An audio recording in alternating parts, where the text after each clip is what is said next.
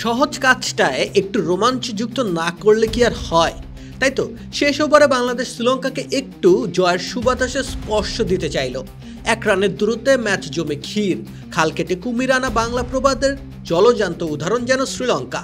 আফগানিস্তানকে হারিয়ে বাংলাদেশকে সুপার 4-এ নিয়ে আসা তাদের জন্য পরিণত হলো নিজের পায়ে কুড়াল মারায়। সুপার 4-এর প্রথম ম্যাচে যে সেই বাঘ দিল তাদের পরাজয়ের তিক্ত স্বাদ। সুপার 4-এর ম্যাচ, টসে হেরে ব্যাটিংয়ে শ্রীলঙ্কা। একটা পর্যায়ে মনে হচ্ছিল 190 ছাড়াবে তাদের সংগ্রহ, কিন্তু মুস্তাফিজুর রহমান নামক এক জাদুকর রক্ষা করলো বাংলাদেশকে। তার দারুণ বোলিংয়ে 168 রানেই থামে শ্রীলঙ্কার যত সংগ্রাম।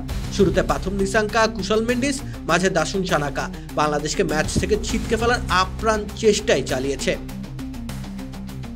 চকোলেট, কমলা আর লেবুর ক্রিমি স্বাদের এক অনন্য অভিজ্ঞতা। Ispahani puffy byte.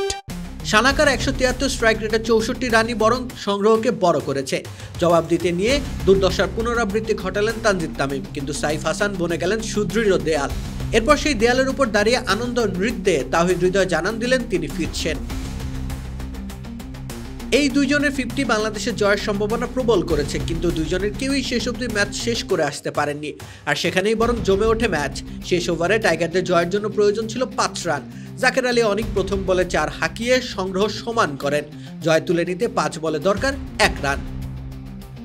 জাকের দ্বিতীয় বলে ও শেখ মেহেদী হাসান চতুর্থ বলে আউট হলে সমীকরণ দাঁড়ায় 2 বলে 1 রানের। রান নিতে না পারলে ম্যাচ চলে যাবে সুপার 4-এ। জয়ের একেবারে 1 হাত দূরত্ব থেকে পরাজয়ের গ্লানি হতে পারত টাইগারদের নিয়তি, তবে শেষ অবধি আর তেমনটি হয়নি। প্রাণপণে দৌড়ালেন অপর প্রান্তে থাকা শামীম হোসেন পাটোয়ারি। 4 উইকেট ও 1 বল হাতে রেখে জয় তুলে নেয় লিটন দাসের দল।